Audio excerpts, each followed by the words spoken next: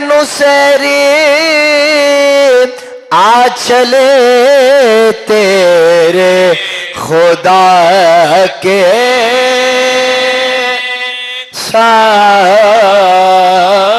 سامنے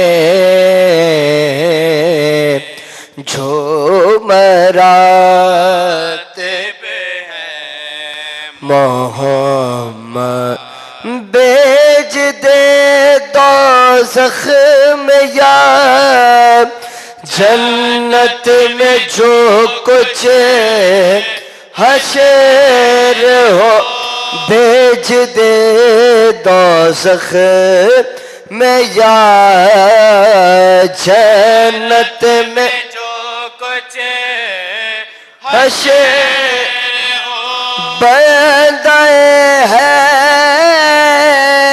دے ہو کہہ دوں گا خدا کے سامنے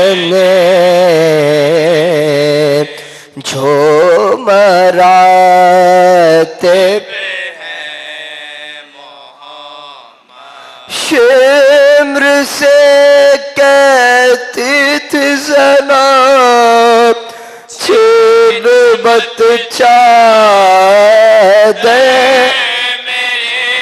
اور شمر سے کہتی تھی زینب چھین مت چادر میرے کیا کہے گا حشر میں تو صفا کے سامنے ملک چہرے پر لہو اصغر کا کہتے ہو ملک چہرے پر لہو اصغر کا کہتے میں اسی صورت سے جاؤں گا خدا کے سامنے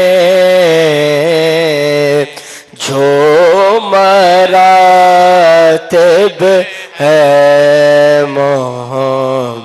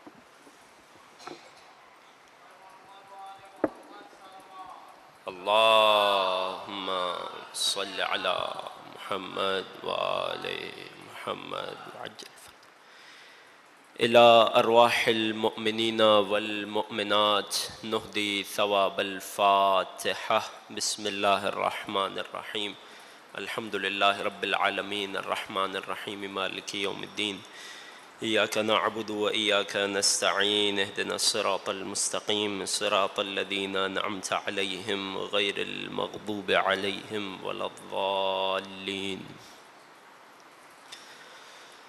لا حول ولا قوة إلا بالله العلي العظيم أعوذ بالله السميع العليم من الشيطان اللعين الرجيم بسم الله الرحمن الرحيم الحمد لله الذي خلقنا في أمة الذي فاز رتبته إلى قاب قوسين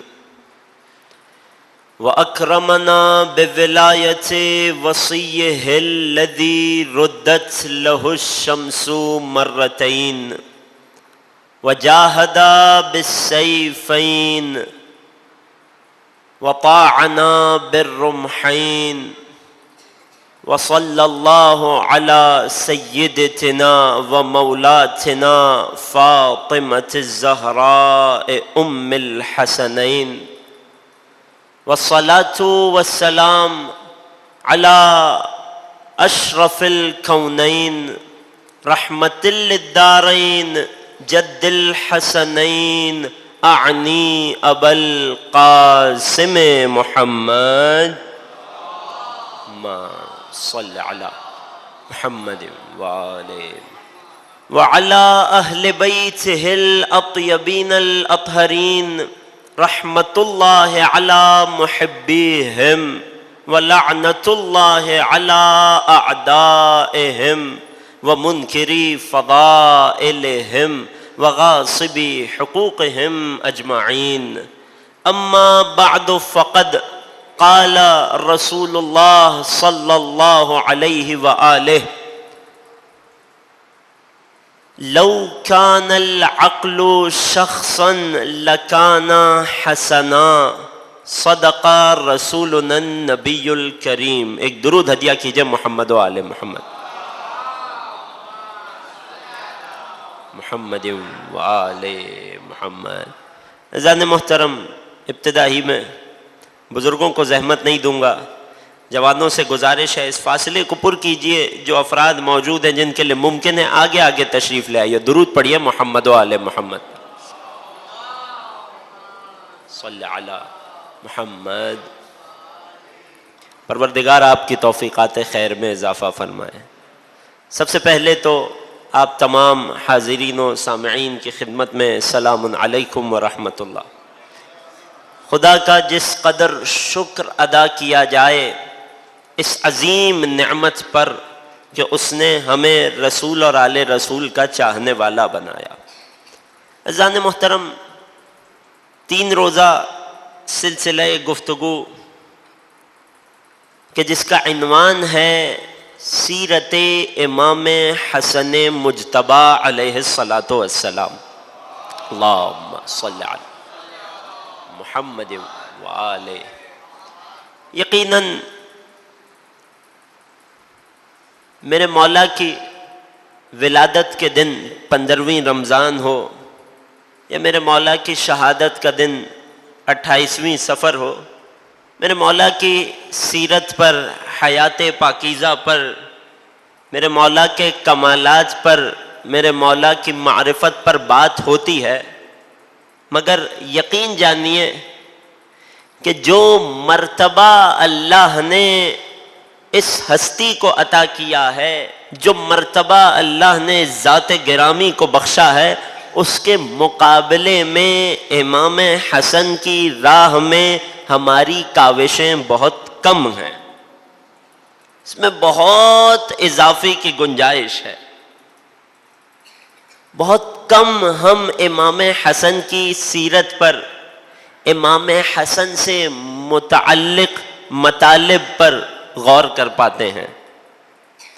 اس ذکر کے صدقے، ان مجالس کے صدقے ابتدا ہی میں خود سے یہ عہد بھی کرتے ہیں اور خدا سے یہ دعا بھی کرتے ہیں کہ بار الہ ہمیں توفیق دے کہ زیادہ سے زیادہ امام حسن کی راہ میں کوشش کر سکیں. ہمیں زیادہ سے زیادہ امام حسن مجتبی کی معرفت عطا فرما. اس حوالے سے ہمیشہ ہی تاریخ میں دیکھا گیا بہت کم کام ہوا، بہت کم لوگوں کی توجہ رہی. یقیناً کام بہت ہے، لیکن جو امام حسن کا رتبہ ہے اس کے مقابلے میں بہت کم کاوشیں ہوئیں. پچھلے 30 یا 40 برس میں کچھ نئی جد و جہد، کچھ نئی کاوشیں امام حسن کے حوالے سے ہمارے سامنے آئی. مثلا لبنان سے تعلق رکھنے والے ایک بہت جلیل القدر محقق آیت اللہ سید جعفر مرتضی عاملی رحمۃ اللہ علیہ، گزشتہ برسوں میں انتقال ہوا، 10 جلدی 10 والیومز پر مشتمل کتاب لکھی سیرت الامام الحسن پر. اسی طرح مختلف علماء نے اعلام نے کام کیا، لیکن مشکل ہماری جانب سے ہے. میں پہلے اپنے آپ کو مخاطب کر رہا ہوں. اس محقق نے تو مثلا 10 جلدیں لکھ دیں، ان کی طرف سے تو کام ہو گیا.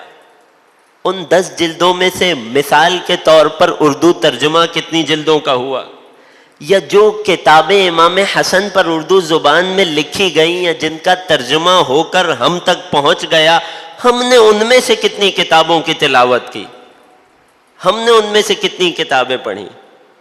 تو ایک اپنے آپ سے ایک شکایت سمجھیے خود اپنی ہی کوتاہی پر کہ ہم امام حسن مجتبی کی ذات گرامی پر، مولا کی سیرت پر وہ توجہ نہیں دے پاتے کہ جس کی ہمیں کوشش کرنی چاہیے. میں اسی تمہید سے اپنی بات کا آغاز کرنا چاہتا ہوں، اپنے موضوع پر آنا چاہتا ہوں. اگر میرے ساتھ متفق ہیں اور آمادہ ہیں سیرت امام حسن میں ایک سفر کرنے کے لیے، تو مولا کی عظمت پر ایک درود پڑھ دیجئے. اللہم صلی علی محمد وآل محمد. عزیزان محترم، یقین جانیے اگر امام کی سیرت پر نگاہ کی جائے، امام کی حیات کے کتنے ہی ایسے پہلو ہیں کہ جن سے ہم نا آشنا ہیں، بے خبر ہیں ہم. اگر امام کی سیرت کی ترتیب آپ کی خدمت میں پیش کروں، مختلف جہات ہیں، مختلف اینگلز ہیں امام کی حیات مبارکہ کو دیکھنے کے. سب سے پہلے امام کی زندگی کے مختلف ادوار. امام حسن کہ جن کی ولادت سن 3 ہجری میں ہوئی اور شہادت سن 50 ہجری میں ہوئی، 50 ہجری. اس دوران امام نے زندگی کے تقریباً 47 برس 47 ایئرز گزارے. اسے 3 حصوں میں بنیادی طور پر تقسیم کیا جا سکتا ہے. پہلا حصہ امام کی کمسنی کا وہ دور کہ جو امام نے اپنے نانا رسول خدا کے سائے میں گزارا. دوسرا حصہ امام کی حیات کا وہ دور کہ جو امام نے اپنے بابا کی ہمراہی، اپنے بابا کی امامت میں گزارا. یہ کتنے برس ہیں؟ سن 11 ہجری کی ابتدا سے سن 40 ہجری تک، تقریباً 30 برس کی عمر کا عرصہ. ہم کس حد تک واقف ہیں امام کے اس دور حیات سے؟ اپنے بابا کے دور امامت میں امام حسن کی سیرت سے ہم کس قدر آشنا ہیں؟ پھر اس کے بعد امام کی حیات کا آخری دور، وہ 10 برس کہ جو امام کی ظاہری امامت کے سال ہیں. اس عرصے میں امام نے کیا کارہائے نمایاں انجام دیے اور کس طرح سے امام کے وہ افعال، امام کی وہ سیرت ہمارے لیے مشعل راہ ہے. یہ ہے امام کی سیرت کو دیکھنے کا فقط ایک پہلو. یہ فقط ادوار ہیں امام کی حیات کے. دوسری جانب دیکھیے خصائص امام حسن مجتبی. یوں تو آل محمد کے گھرانے کا ہر فرد ہی، میرا ہر معصوم امام ہی کمال کی معراج پر ہوتا ہے، لیکن اس کے باوجود ہر امام کی حیات میں ہمیں کچھ خصائص نظر آتے ہیں، کچھ امتیازات نظر آتے ہیں، کچھ ایسی خاص صفات کا زیادہ اظہار نظر آتا ہے کہ جو اس امام کے دور کا تقاضا تھی. اس اعتبار سے امام حسن کے کیا خصائص تھے، کیا امتیازات تھے کہ جو ظاہری نگاہ میں امام حسن کو باقی ائمہ سے منفرد بناتے ہیں.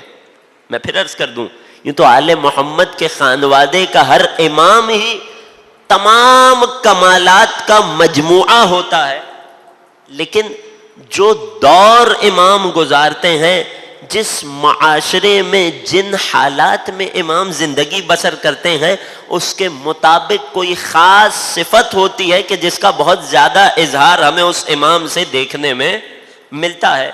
تو وہ کیا باتیں تھیں، وہ کیا امتیازات تھے، وہ کیا خصوصیات تھیں کہ جو ہمیں امام حسن کی حیات مبارکہ میں نظر آئیں؟ ایک انتہائی تشنا پہلو امام کی سیرت کا۔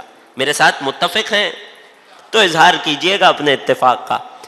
یہی امام حسن مجتبیٰ کی سیرت کا ایک بہت اہم پہلو، یقین جانیے ہم نا آشنا ہیں اس سے، ہم اس کی حقیقت کو، اس کی گہرائیوں کو نہیں جانتے، ہم نے کبھی سمجھنے کی کوشش ہی نہیں کی اپنے امام کی صلح کو۔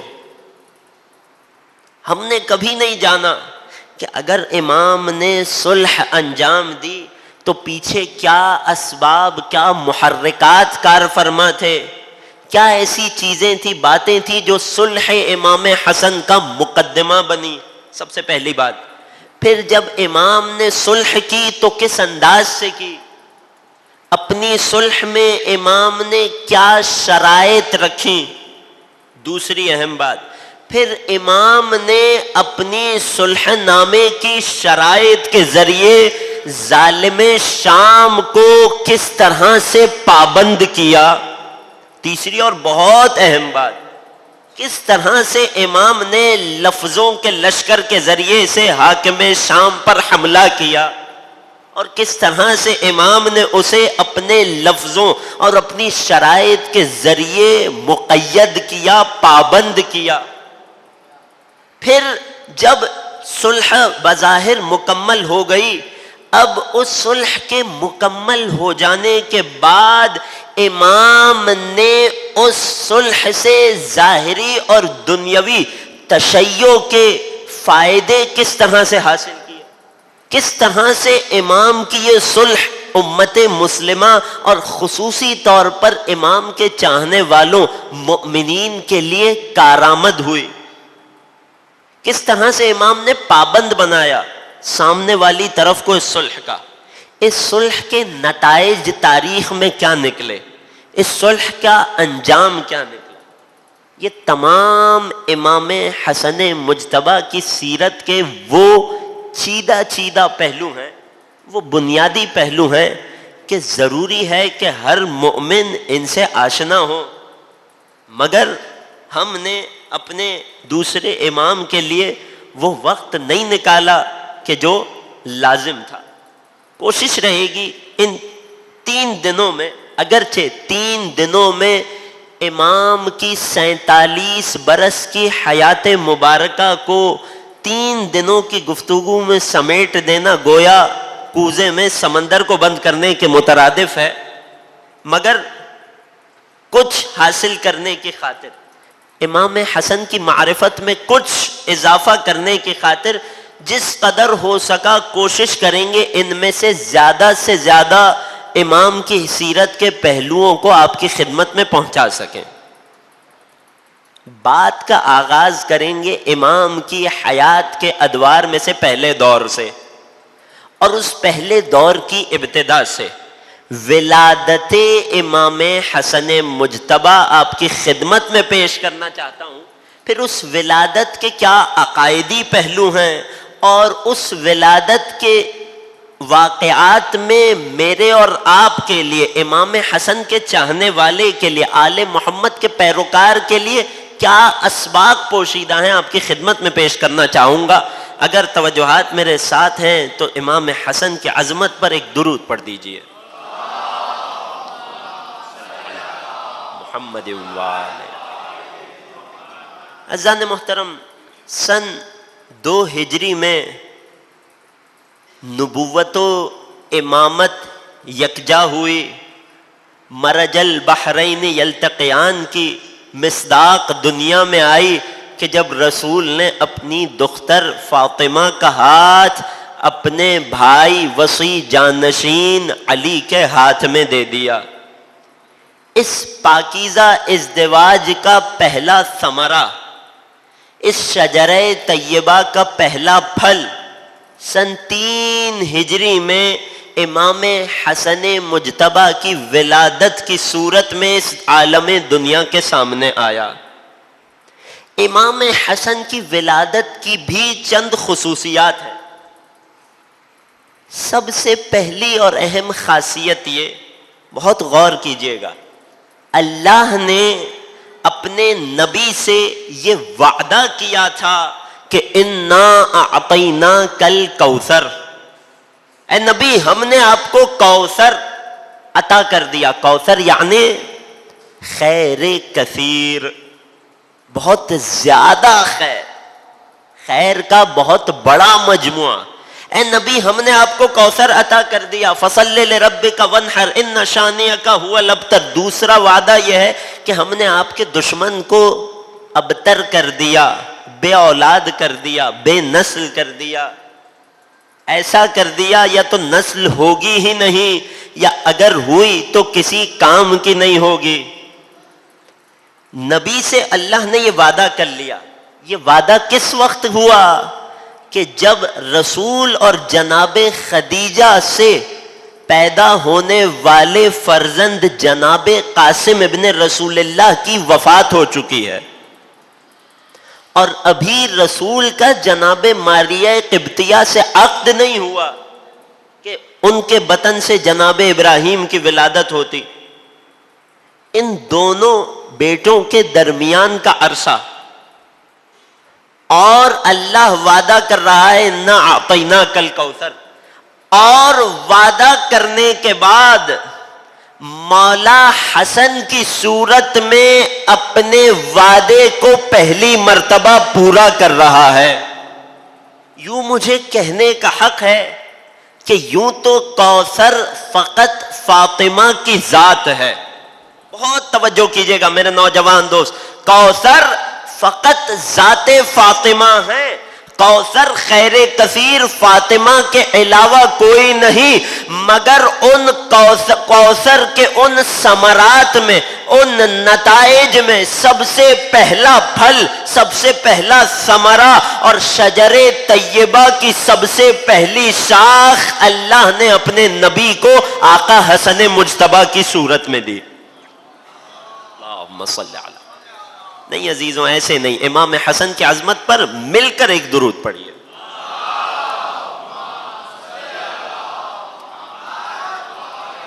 اور یہ فقط میرا دعویٰ نہیں ہے، نبی نے اپنی زندگی کے، اپنی حیات کے مختلف موقعوں پہ اس دعوے پر دلیل کا اظہار کیا۔ سب سے پہلا موقع جب نبی کو خبر ملی کہ اللہ نے علی و فاطمہ کے گھر بیٹا عطا کیا ہے، تو میں لفظوں میں نہ سمجھ سکتا ہوں نہ بیان کر سکتا ہوں کہ نبی کی خوشی کا عالم کیا تھا، مگر نبی کے افعال نے بتایا۔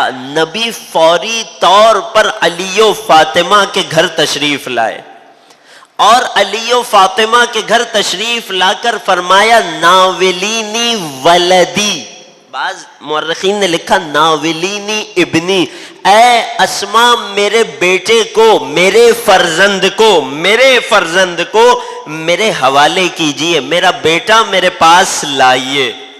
اللہ اکبر، خود رسول ابنی کہہ کر بتا رہے ہیں کہ خدا نے سورہ کوثر میں جو وعدہ کیا تھا وہ پہلی مرتبہ حسن کی صورت میں پورا ہو رہا ہے۔ یوں نسل کثیر کی ابتدا ہو رہی ہے۔ ناولینی ابنی، میرا بیٹا میرے پاس لے آئیے۔ کیا ہوا؟ جناب اسما رسول کے اس پہلے فرزند کو رسول کی گودی میں لائیں۔ اس وقت رسول نے ایک جملہ ارشاد فرمایا، الم اعہد الیکم الا تلف المولود بالصفراء، کیا میں نے تم لوگوں کو نہیں بتایا تھا کہ نومولود بچے کو پیلے کپڑے میں، پیلے لباس میں نہ لایا کرو، جاؤ اور اسے سفید لباس پہنا کر لاؤ۔ اور یہاں سے رسول نے ان سنتوں کا آغاز کر دیا جو آج بھی ہمارے گھر اگر کسی کی ولادت ہوتی ہے جتنی سنتیں ہم انجام دیتے ہیں ان میں سے اکثر، اگر ساری نہیں تو اکثر، رسول نے امام حسن مجتبی کی ولادت پر تعلیم دی۔ امام حسن کو دوبارہ سفید لباس میں، سفید کپڑوں میں رسول اللہ کی خدمت میں لایا گیا۔ اللہ اکبر! نانا نے نواسے کی جانب نگاہ کی۔ ایک مرتبہ علی سے مخاطب ہو کر پوچھا، یا علی ماذا سمیتہ، اے علی مولود کا نام کیا رکھا؟ رسول بچے کے باپ سے پوچھ کر دنیا والوں کو بتا رہے ہیں کہ بیٹے کا، اولاد کا نام رکھنے کا سب سے زیادہ حقدار باپ ہوتا ہے، اور مولا علی جواب دے کر بتا رہے ہیں کہ اخلاق کسے کہتے ہیں۔ ماذا سمیتا، اے علی کیا نام رکھا؟ جواب دیا، ما کنت لاسبقک یا رسول اللہ، یا رسول اللہ میں آپ پر کیسے پہل کر سکتا ہوں؟ اللہ اکبر! یا نبی آپ نام رکھیے۔ رسول اللہ نے مسکرا کر فرمایا، وما کنت لاسبق اللہ، جب آپ مجھ پر پہل نہیں کر سکتے میں اللہ پر پہل نہیں کر سکتا۔ رسول کا اتنا فرمانا تھا کہ اللہ نے جبرائیل امین کو وحی کے ساتھ یہ پیغام دے کر بھیجا کہ میں نے محمد کے گھر ایک بیٹے کو عطا کیا ہے، جاؤ فہنئہ، محمد کو اس بیٹے کی ولادت کی مبارکباد دو اور ہمارا پیغام پہنچاؤ کہ اے محمد، علی من کا بمنزلت ہارون من موسیٰ، اے علی، اے محمد، علی کی نسبت آپ سے وہی ہے کہ جو ہارون کی موسیٰ سے تھی، فسمہ علی اسم ابن ہارون، لہذا آپ بھی اپنے وصی کے بیٹے کا نام وہی رکھیے جو ہم نے موسیٰ کے وصی ہارون کے فرزند کا رکھا تھا۔ اللہ! رسول نے سوال کیا، وما اسم ابن ہارون، فرزند ہارون کا نام کیا تھا؟ جواب ملا، شبر۔ رسول نے فرمایا، لسانی عربی، میں عربی زبان بولتا ہوں۔ جواب ملا، سمیہ حسن، سمیہ حسن۔ اے نبی، شبر کا عربی میں اگر ایک بہترین لفظ میں ترجمہ کیا جائے تو وہ حسن ہے۔ آپ نے غور نہیں کیا عزیزوں، کیا رسول کو معلوم نہیں تھا کہ عبرانی میں شبر کا عربی ترجمہ حسن ہوتا ہے؟ مگر رسول نے خود ترجمہ نہیں کیا۔ اے جبرائیل، لسانی عربی، مجھے میری زبان میں بتاؤ کیوں؟ شاید اگر نبی خود ترجمہ کر کے نام رکھ دیتے تو کل کو کوئی مورخ اٹھ کے کہہ دیتا، ارے حسن کا نام تو نبی نے رکھا تھا، جبرائیل تو عبرانی زبان کا کوئی لفظ لایا تھا، ترجمے کے طور پر نام حسن تو نبی نے رکھا تھا۔ نہیں جبرائیل، ہم تمہارے لبوں سے نام حسن کو سن کر پھر نام رکھیں گے تاکہ کوئی حسن کی اس فضیلت کا انکار نہ کر سکے کہ نام حسن اللہ نے عرش سے بھیجا تھا۔ توجہ کر رہے ہیں؟ سمیہ حسن، اس فرزند کا نام حسن رکھیے۔ اللہ اکبر! عربوں میں یہ اپنی نوعیت کا بڑا عجیب نام تھا۔ کسی خوبصورت، کسی اچھی چیز کی تعریف میں صفت کے طور پر لفظ حسن آتا تھا، مگر نام کے طور پر اس سے پہلے استعمال نہیں تھا۔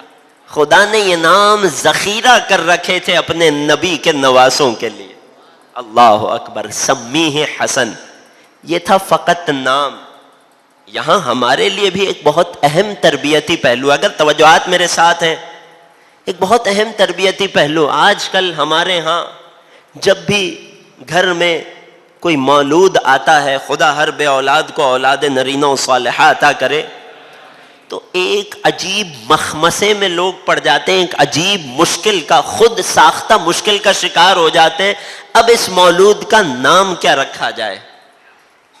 پہلی پریفرنس ماں اور اس کی طرف کے رشتہ داروں کی خواہش کہ ہم نام رکھیں, باپ اور اس کی طرف کے رشتہ داروں کی خواہش کہ ہم نام رکھیں.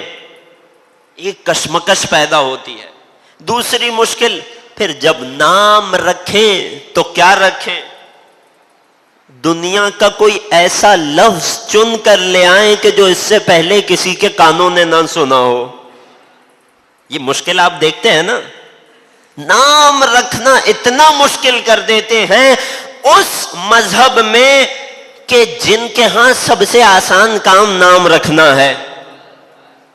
14 نام ہیں اللہ نے دے دیے ہیں اپنے بچوں کا, ان میں سے کوئی بھی ایک نام رکھ لو. سب سے آسان کام اہل بیت کے چاہنے والوں کے لیے اپنے بچوں کا نام رکھنا ہونا چاہیے. ارے یا محمد نام رکھنا ہے, یا علی رکھنا ہے, یا حسن رکھنا ہے, یا جعفر رکھنا ہے, یا موسیٰ رکھنا ہے, یا حسین رکھنا ہے, یا مہدی رکھنا ہے. اس کے علاوہ ہم اور کہاں جائیں گے؟ مگر وہیں ایک بہت مشکل معمہ بنا دیا جاتا ہے مولود کا نام. اور پھر نام بھی ایسا رکھا جائے کہ جسے 4 دن تک تو کوئی ادا نہ کر سکے. میرے ساتھ متفق ہوں تو اظہار کیجئے گا, یہ معاشرتی مسائل ہیں. ائمہ نے اس کا کیا حل پیش کیا؟ اللہ اکبر. ائمہ نے خاص طور سے, عمومی طور پر کوئی بھی اچھا نام, خصوصی طور پر وہ نام کہ جو اللہ کی حجتوں سے منسوب ہوں, اور اس میں بھی بالاخص وہ نام کہ جو رسول یا ان کے وصی کے نام پر ہو. سب سے زیادہ روایات میں جس نام کو ترجیح دی گئی ہے یا نام محمد ہے یا نام علی ہے.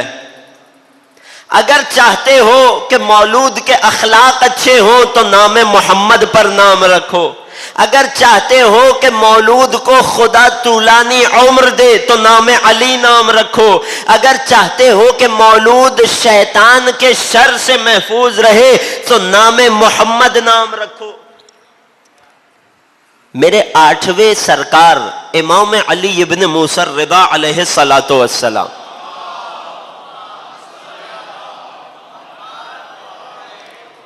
آٹھویں سرکار کی بارگاہ میں شخص آیا. آج کل کے دور میں یہ مشکل بہت زیادہ بڑھ چکی ہے, شہری حیات اور اس کے تقاضوں کی وجہ سے, شہری آب و غذا کی وجہ سے.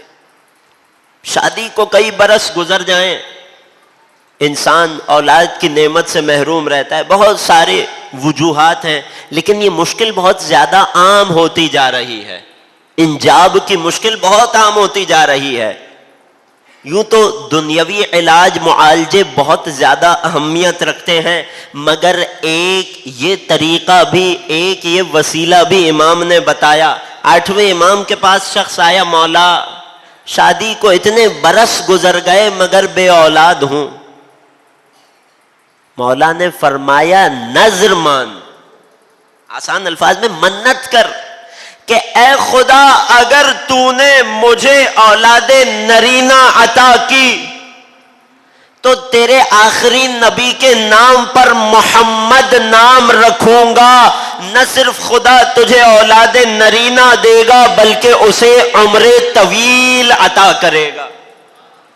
یہ امام نے ایک نسخہ تعلیم دیا. بات کو آگے بڑھاتے ہیں. امام کے پاس ایک شخص آیا, مولا میں نے نذر مانی تھی. بڑی لطیف روایت ہے, توجہ کیجئے گا. مولا میں نے نذر مانی تھی, مولود کے نام پر بات چل رہی ہے. مولا میں نے نذر مانی تھی کہ گھر میں بیٹا ہوا تو محمد نام رکھوں گا, لیکن مولا جب بیٹا ہوا میرے ذہن سے نظر نکل چکی تھی, میں نے بیٹے کا نام علی رکھ دیا. اللہ اکبر, توجہ ہے عزیزوں. مولا نظر مانی تھی نام محمد رکھوں گا, جب ولادت ہوئی تو بیٹے کا نام علی رکھ دیا. مسکرا کر فرمایا ایک ہی بات ہے, محمد علی و علی محمد. محمد علی ہے, علی محمد ہے, ایک نور کے 2 ٹکڑے ہیں. اللہ اکبر, توجہ کر رہے ہیں عزیزوں. پھر مولا نے ایک جملہ فرمایا, تم نے اب اپنے بیٹے کا نام علی رکھ لیا, ان تمام والدین کو خوشخبری دیتا ہوں جنہوں نے اپنے بچوں کا نام علی رکھا, اگر تو نے اپنے بیٹے کا نام علی رکھ لیا تو سن فائدہ کیا ہے.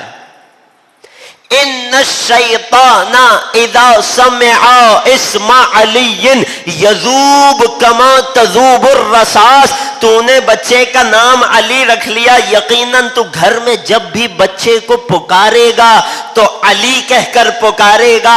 اس نام کی ایک خاصیت یہ بھی ہے کہ شیطان جب علی کا نام سنتا ہے تو اس طرح سے پگھل جاتا ہے جس طرح لوہا نہیں, لکڑی نہیں, رصاص جس طرح سیسا آگ سے پگھل جایا کرتا ہے.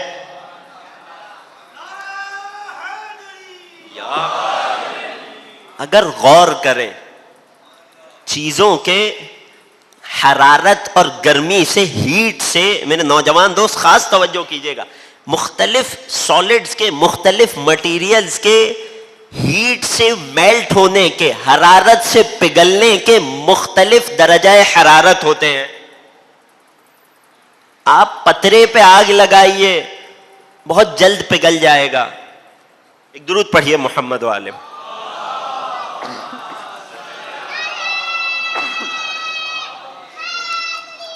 یا علی مشکل کشا.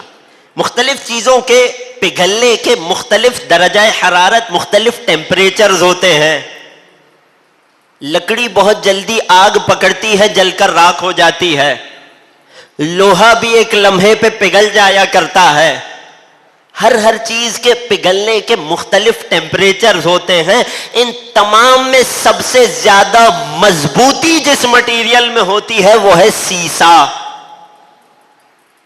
جب اسے بہت زیادہ حرارت, بہت زیادہ گرمی, بہت زیادہ آگ کی تپش میں جھلسایا جائے تب جا کر کہیں پگھلتا ہے. چھٹے امام کچھ بتلانا چاہ رہے ہیں, شیطان جب علی کا نام سنتا ہے بڑی آسانی سے نہیں پگھلتا. ارے شیطان کی حالت وہ ہوتی ہے کہ جو آگ سے پگھلتے ہوئے رصاص کی ہوتی ہے. شدید تپش کو, شدید جلن کو, شدید حرارت کو محسوس کرتا ہے.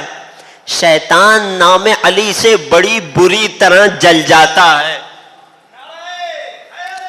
یا یہ تھی مختصر سی گفتگو مولود کے نام کے حوالے سے. بات کا آغاز کہاں سے ہوا؟ ولادت امام حسن. نام رکھا اللہ کے حکم پر حسن. اب اگلا مرحلہ روایت کے جملے, فَأَذَّنَ فِي يُمْنَاهُ وَأَقَامَ فِي يُسْرَا. اللہ اللہ, خوش نصیبی اس مولود کی. خود رسالت مآب نے بچے کو اپنی گودی میں لیا, دائیں کان میں آذان کہی, بائیں کان میں اقامت کہی, خود کائنات کے رسول نے, اور یوں تب سے یہ سنت بن گئی. پھر 7ویں دن خود تشریف لائے, اپنے ساتھ ایک بھیڑ لائے, اسے قربان کیا, اس کا عقیقہ کیا. یوں 7ویں روز عقیقہ کرنا بھی سنت بن گئی. پھر رسول نے خود اپنے دست مبارک سے امام حسن کے سر مبارک کی تحلیق کی, بالوں کو کاٹا اور ان بالوں کے وزن کے برابر چاندی کو صدقہ کیا, اور یوں تب سے یہ بھی سنت بن گئی. توجہ کر رہے ہیں؟ یہ جو آج ہمارے گھروں میں ولادت کے بعد جتنی سنتیں انجام دی جاتی ہیں ان میں سے اکثر ولادت امام حسن کے موقع پر رسول نے تعلیم دی تھی. ایک درود پڑھیے امام حسن کی عظمت پر.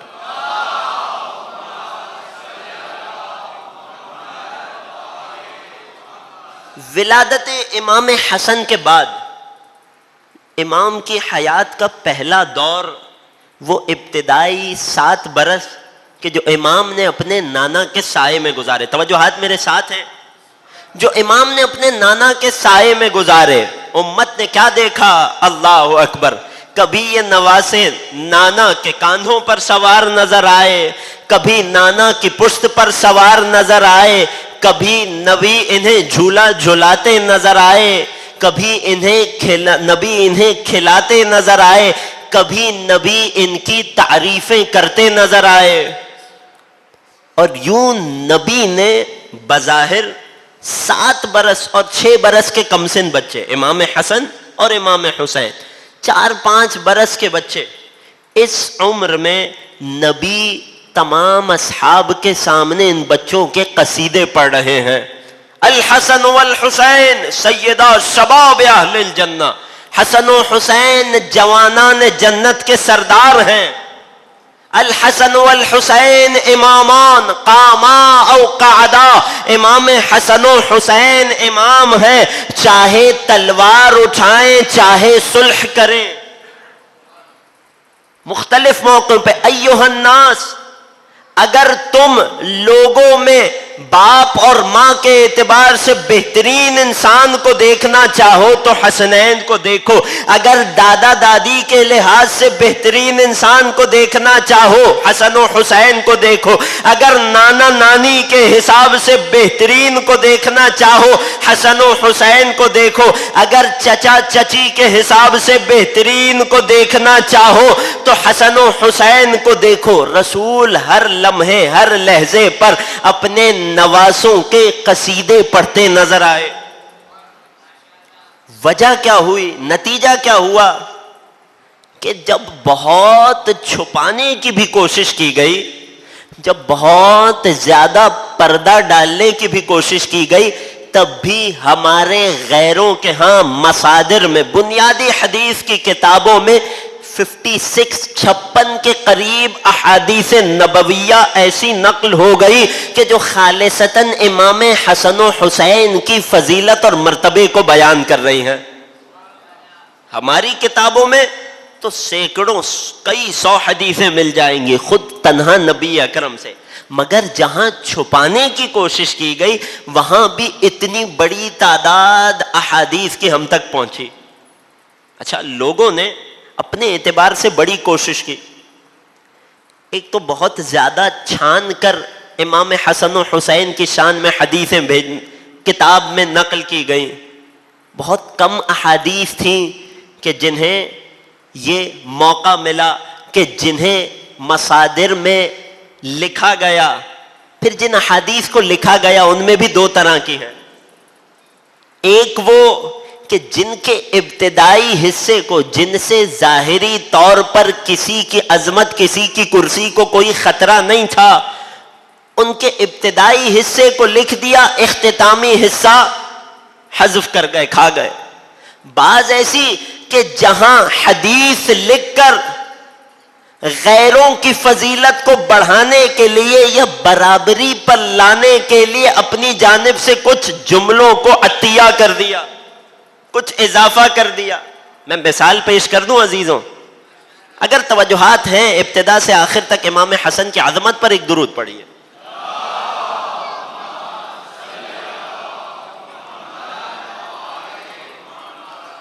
ایک وہ حدیث آپ سب نے سن رکھی ہوگی کہ جہاں نبی حسن و حسین کو پشت پر سوار کیے ناقہ بنے ہوئے ہیں تو کسی نے آ کر کہا تھا نعم الجمل جملکما، ارے تمہارا اونٹ کتنا اچھا ہے. یہاں تک لکھ دیا. اس کے بعد جو نبی نے فرمایا وہ حذف کر دیا گیا، اس پر قینچی لگ گئی. نبی نے جواب میں فرمایا تھا، نبی جانتے تھے نا، نبی نے جواب میں فرمایا قل نعم الراکب الراکبان، ارے اونٹ تو بہت اچھا ہے، یہ دیکھ سوار کتنے اچھے ہیں.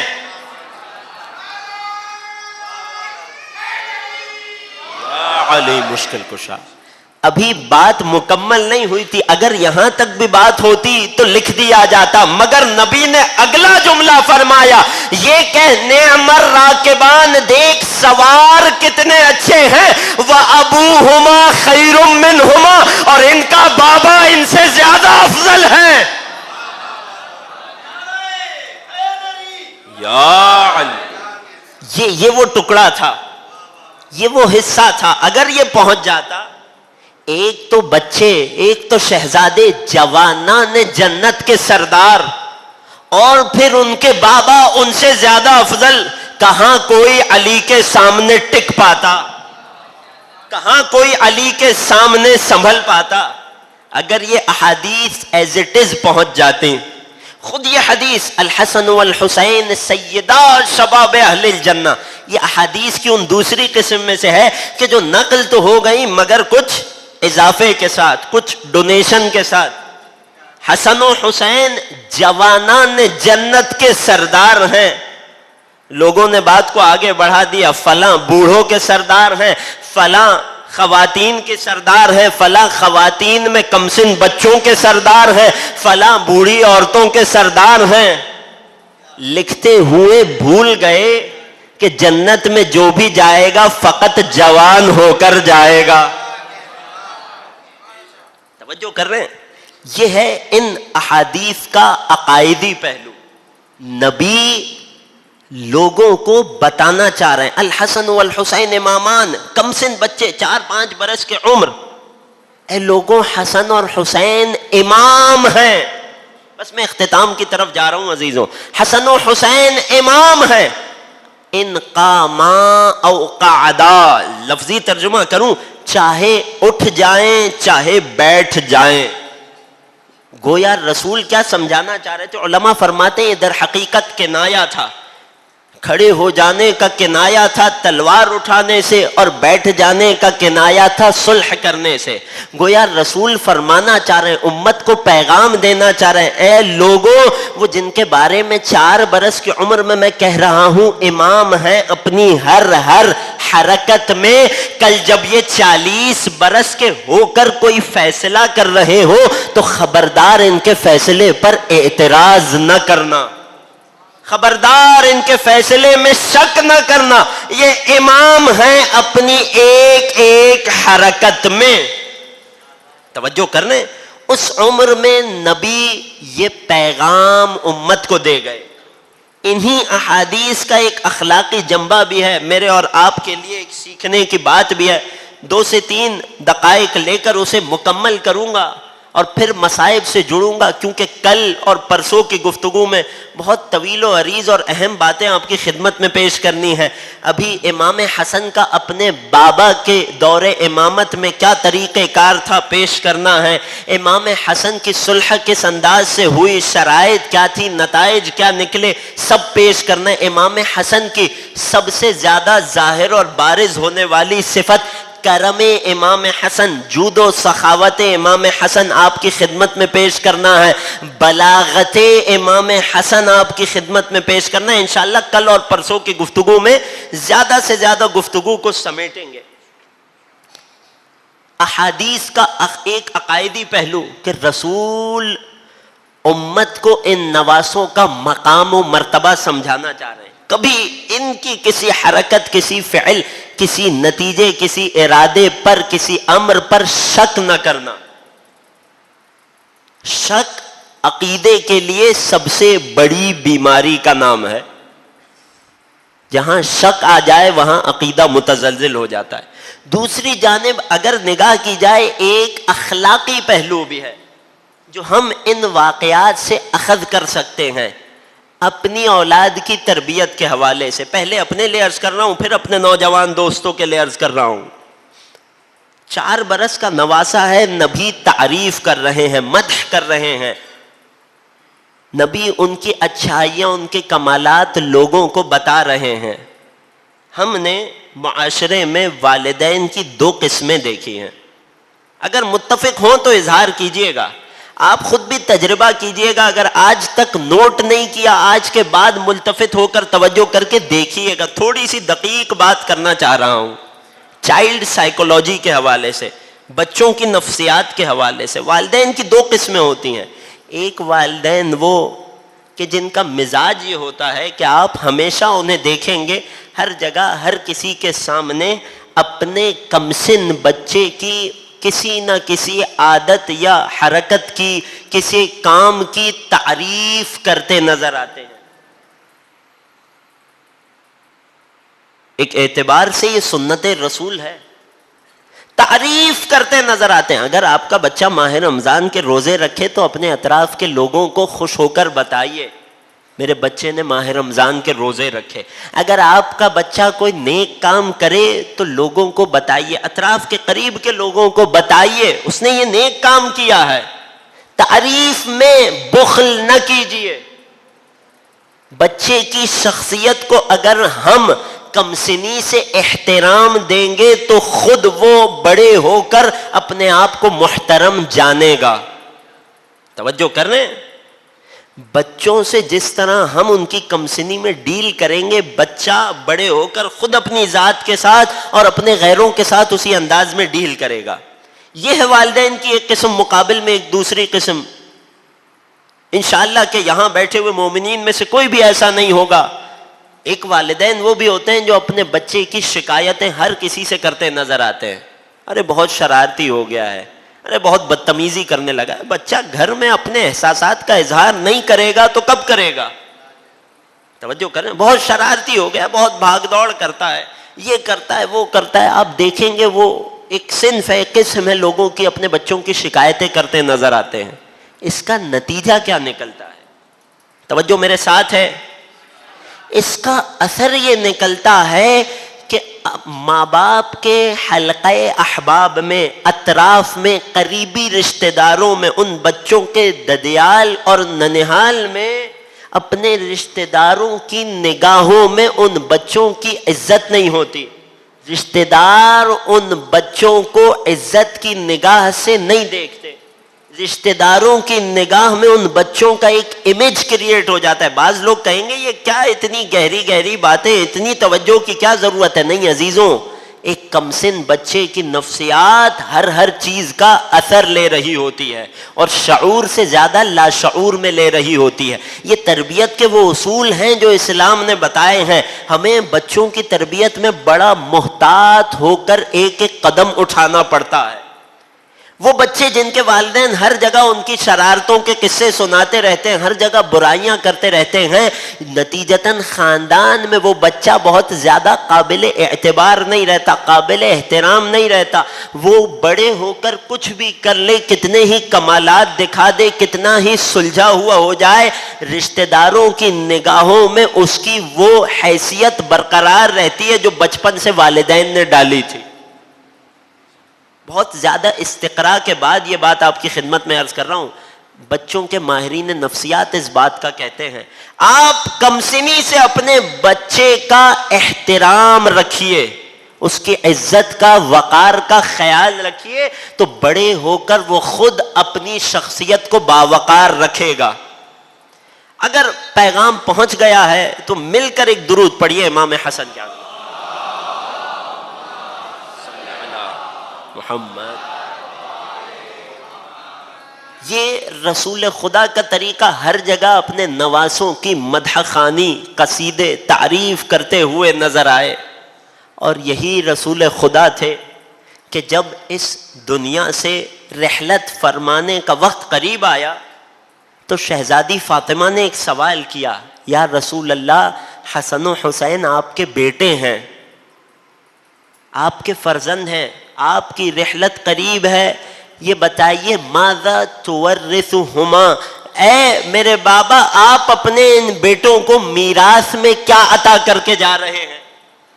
یہاں شہزادی کا سوال مالی میراث سے متعلق نہیں تھا, ان صفات کمالیہ سے متعلق تھا جو اللہ نے اپنے نبی کو دی تھی. اس وقت نبی نے فرمایا تھا, یہاں بات کو روکوں گا, یہیں سے بات کو کل آگے بڑھاؤں گا. امام حسن کا ایک خاصہ, امام کا ایک امتیاز, رسول اللہ نے فرمایا للحسن سؤددی و ہیبتی, میں اپنے بیٹے حسن کو اپنی میراث کے طور پر اپنی سؤدد, اپنا جاہو جلال اور اپنی ہیبت دے کر جا رہا ہوں. وللحسین جودی و کرمی, اور اپنے حسین کی میراث کے طور پر اسے اپنا جود و کرم اور سخاوت عطا کر کے جا رہا ہوں. بعد میں لوگوں نے دیکھا کہ یہ ہیبت امام حسن ایک ایسا خاصہ تھا جس میں امام حسن ہو بہو شبیہ رسالت تھے. بس عزیزوں، جہاں امام کی سیرت اتنی طولانی ہے کہ 3 دن کی مختصر گفتگو میں سمیٹی نہیں جا سکتی، فقط اشارے اور کنائے کر کے آگے بڑھا جائے، وہیں امام کے مصائب بھی بہت زیادہ ہیں۔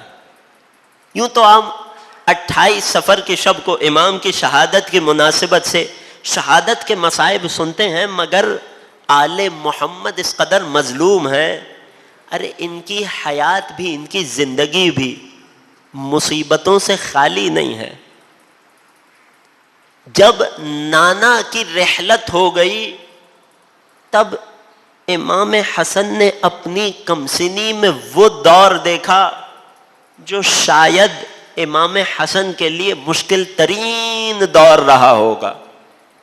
ابھی نانا کی قبر کی خاک خشک نہیں ہوئی تھی کہ یہی 7 برس کا کمسن بچہ تھا، یہی 7 برس کے امام حسن تھے کہ جنہوں نے منظر دیکھا کہ کچھ لوگ ہیں کہ جو آگ اور لکڑیاں لے کر میرے گھر کے دروازے پہ آ گئے ہیں۔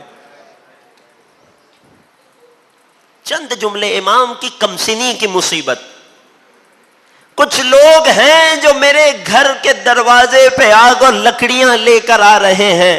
امام اپنی کمسنی میں دیکھ رہے تھے کس طرح ان آنے والوں نے دروازے کو آگ لگائی ہے۔ امام نے اپنی نگاہوں سے وہ منظر بھی دیکھا تھا، ارے کس طرح جلتا ہوا دروازہ تھا اور امام کی مادر گرامی تھی۔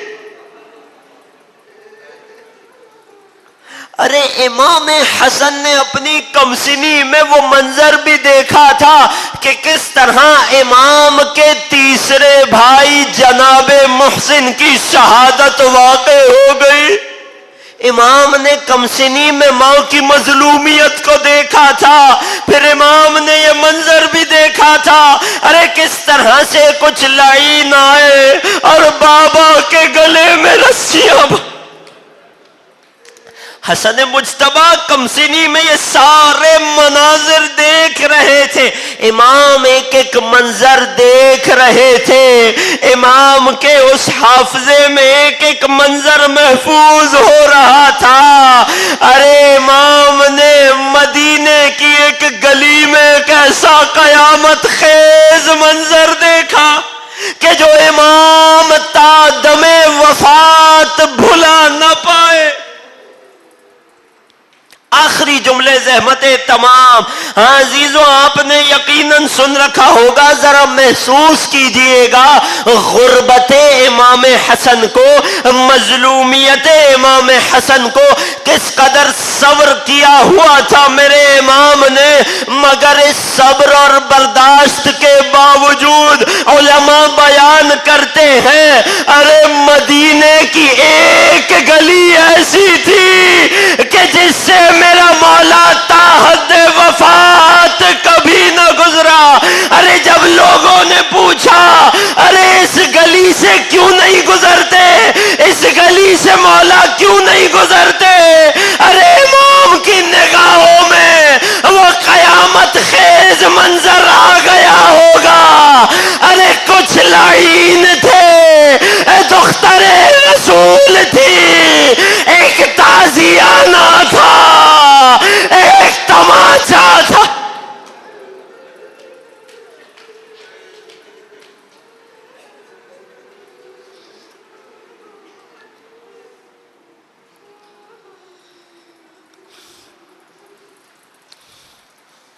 اجرکم علی اللہ، اجرکم علی الزہراء، الا ولعنۃ اللہ علی القوم الظالمین، وسيعلم الذين ظلموا آل محمد أي منقلب ينقلبون۔ بار الہ تجھے واسطہ غربت امام حسن مجتبی کا، تجھے واسطہ مظلومیت آقا حسن مجتبی کا، ہمارے ان آنسوؤں کو قلب نازنین مادر حسین کے لیے مرہم کا باعث قرار دے۔ بار الہ اس ذکر کے صدقے ہمارے صغیرہ و کبیرہ گناہوں کو معاف فرما۔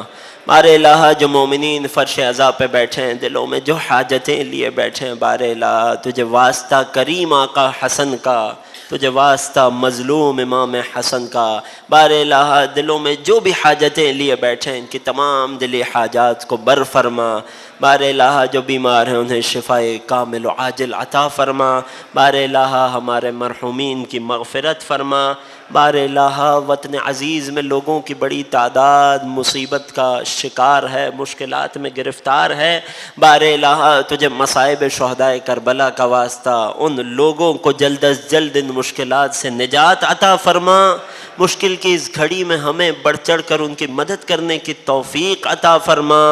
سب سے بڑی دعا، سب سے بڑی آرزو منجی بشر منتقم کربلا فرزند زہرا قائم آل محمد کے ظہور میں تعجیل فرما، ہمیں مولا کے اعوان و انصار میں شمار فرما۔ ربنا تقبل منا انک انت السمیع العلیم وتب علینا انک انت التواب الرحیم۔ ماتم